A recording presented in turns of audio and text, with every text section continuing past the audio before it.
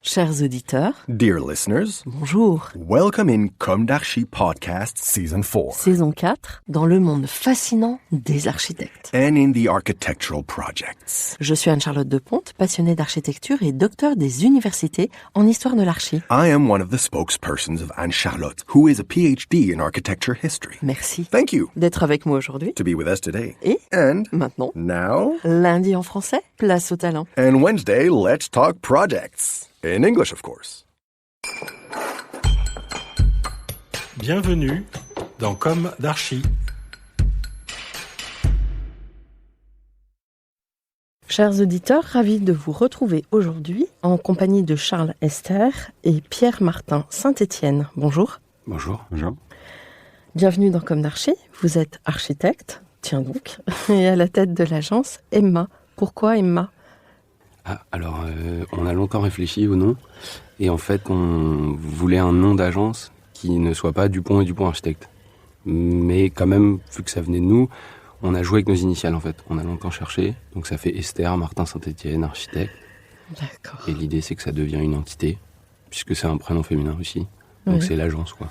Et dans l'idée future que potentiellement on puisse associer des gens et que comme c'est pas Dupont et Dupont, ces personnes ne se sentent pas un peu étrangères au nom de l'agence et sous la bannière Emma puissent s'associer facilement. Alors je précise, ça s'écrit H-E-M-A-A. Voilà.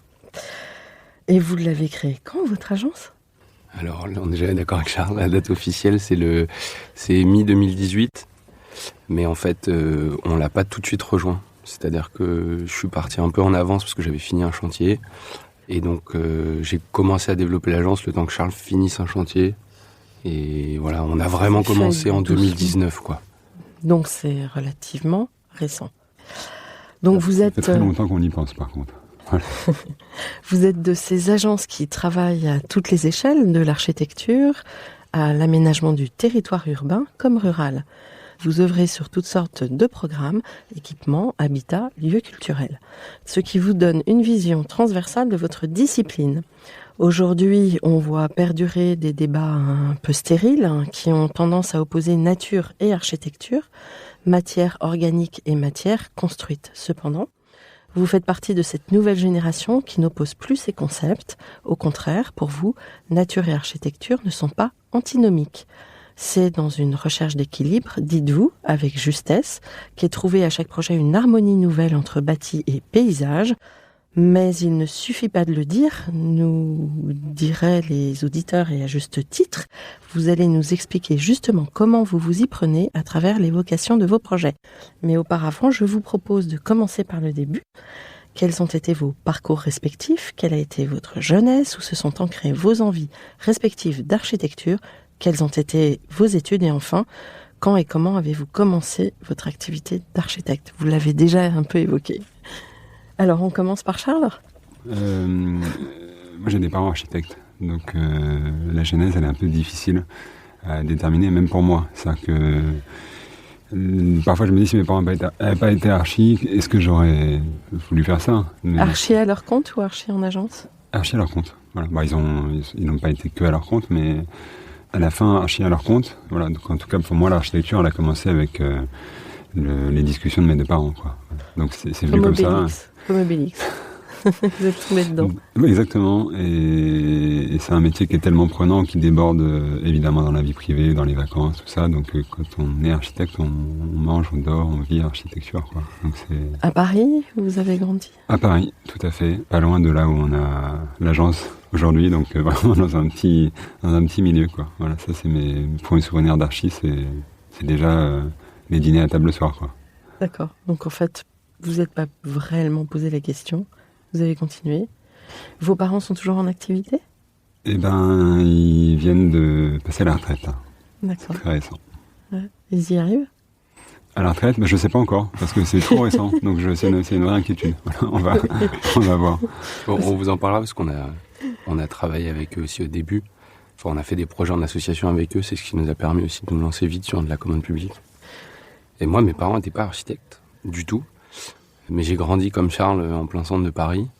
Donc des attaches familiales, une maison de campagne en chaume, en Loire-Atlantique, voilà, une mère normande, un père auvergnat, mais 100% parisien depuis le début. Et moi, je dis toujours que j'ai un premier souvenir d'architecture, c'est Beaubourg.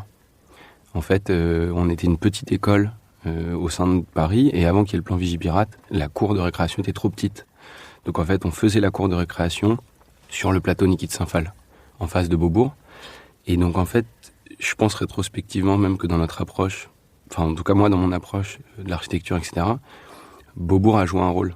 Et Beaubourg a joué un rôle aussi dans le fait que ils aient gagné le concours en construisant la moitié de la parcelle, en laissant des vides, en créant ces places. Et en fait, c'est des places où moi j'ai joué au foot, gamin, où j'ai fait mes cours de récréation. Voilà. Donc l'architecture et l'art avec la fontaine Niki de Saint-Phal étaient présents dans ma cour de récréation en permanence, en fait. Et il y a une deuxième anecdote que j'aime bien raconter.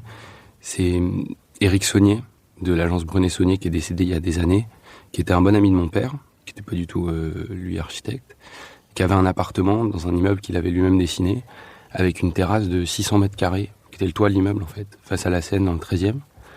Et quand il faisait des dîners, nous, on était gamins, on jouait au foot sur la terrasse. Il y avait la place. Donc j'aimais beaucoup le foot. Et donc, en fait, j'ai joué au foot dans des lieux qui sont des lieux d'architecture. Et mon père m'avait dit, c'est lui qui a dessiné. Donc, naïvement, je me disais, si on est architecte, on peut se dessiner une terrasse où on joue au foot. Voilà, je pense que c'est un des souvenirs qui m'a marqué. Vous vous êtes dit, c'est cool d'être archi. Ouais, voilà. On n'habite pas un placard quand on est archi. Comme dans les films. L'architecte, c'est toujours le personnage qui est riche, mais qui est créatif, artiste. Donc c'est le personnage idéal de toutes les comédies romantiques. Voilà. Ouais. En même temps, il est un peu détesté par le commun des mortels. Retrouvez l'intégralité de cet épisode sur Apple Podcast, Acast, Deezer, Spotify.